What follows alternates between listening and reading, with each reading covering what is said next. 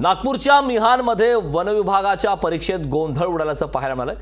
शारीरिक चाचणी परीक्षेत गोंधळ उडालेला आहे। रनिंगचा तपशील देण्याची परीक्षार्थींची मागणी आहे। वनविभागाच्या सामाजिक वनीकरण खात्यासाठी मिहान परिसरात आयोजित शारीरिक चाचणी परीक्षेत हा गोंधळ झालाय।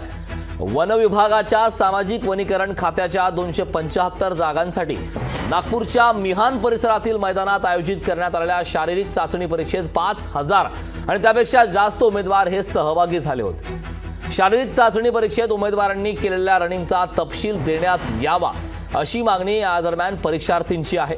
शारीरिक चाचणी परीक्षेतील रनिंगचा तपशील उमेदवारांना देण्यात येणार नाही असं वनविभागाच्या अधिकाऱ्यांची प्रतिक्रिया आहे। यावरूनच उमेदवारांचा गोंधळ उडाल्याचं आता पाहायला मिळतंय।